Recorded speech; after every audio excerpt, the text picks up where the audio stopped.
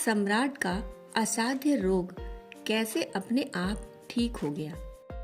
एक सम्राट बीमार पड़ा था। कोई चिकित्सा नहीं हो पा रही थी। मरने के करीब पहुंच गया। सारे चिकित्सक हार गए और तभी किसी ने कहा कि दूर इस गांव के बाहर एक सन्यासी है, शायद वह कोई रास्ता बता दे। उस सन्यासी को लाया गया। उस सन्यासी ने कहा कि नहीं, मैं रास्ता नहीं बता सकूंगा।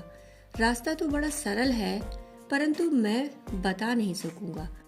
मुझे क्षमा करें। सम्राट कहने लगा, रास्ता जब सरल है तो बता क्यों नहीं सकेंगे। उसने कहा, रास्ता तो मैं बता दूंगा और सरल भी है, पर आप कर नहीं पाएंगे। बहुत कठिनाई होगी, परंतु आप बच सकते हैं। मौत निश्चित नहीं है।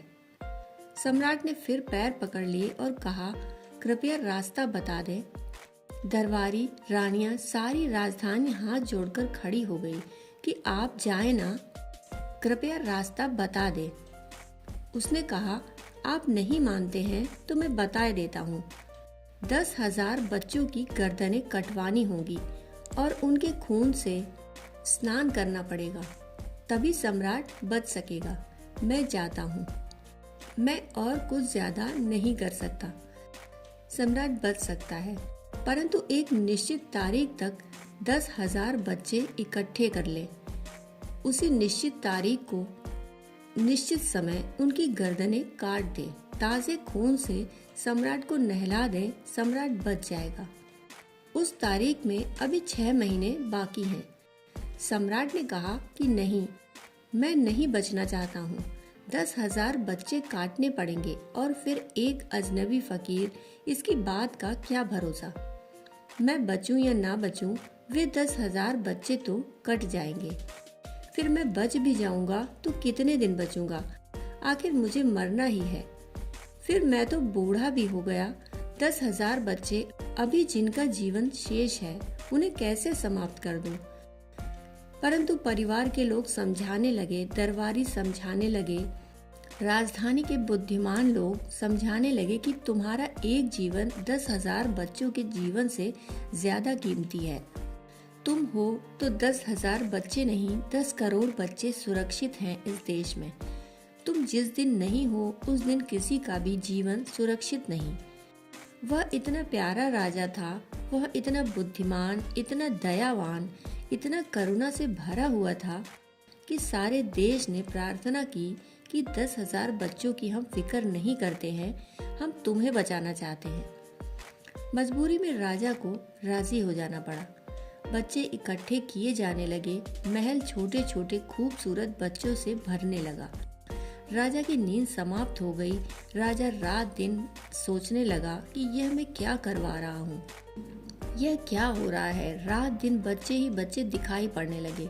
10,000 बच्चे गांव गांव से आने लगे और गांव गांव में लोग भगवान से प्रार्थना करने लगे कि राजा पहले ही ठीक हो जाए तो बच्चे बच जाएं।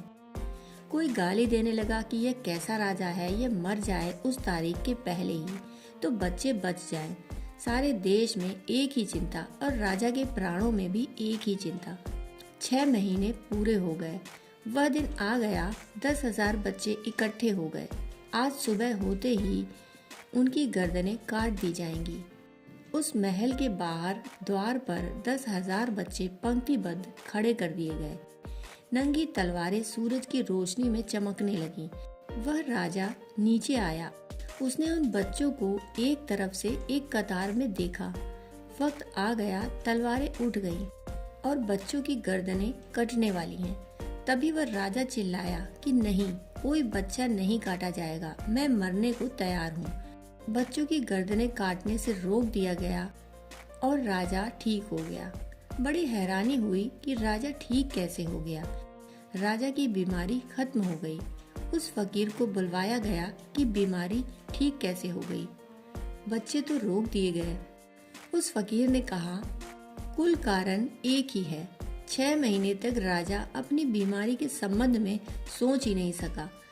बच्चे मर जाएंगे, इतने बच्चे मर जाएंगे, एक ही चिंतन अपने से बाहर चला गया। चिंतन स्वयं से बाहर चला गया। मैं के बाहर। वह जो चिंतन मैं पर रुका हुआ था, वही पीड़ा थी, वही कष्ट था, वही उसकी बीमारी का असली कारण था।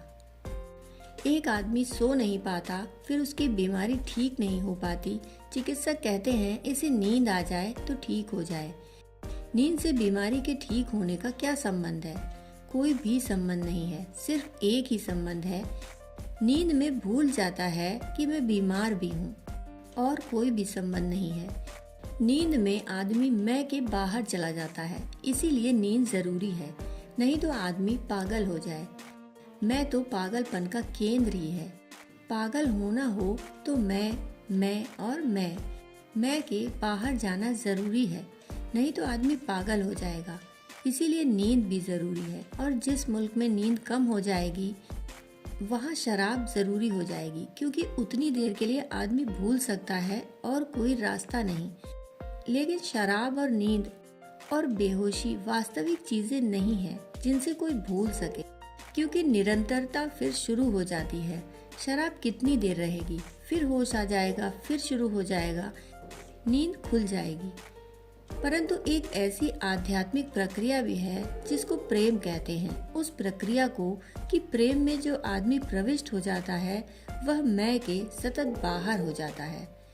वह व्यक्ति साधना के रास्ते पर आगे बढ़ता है जो मेरे के भाव को खोता है और सब के हम के भाव को स्वीकार करता है। ईश्वर की तरफ जाने की विधि मैं को छोड़कर हम की तरफ जाने की विधि है।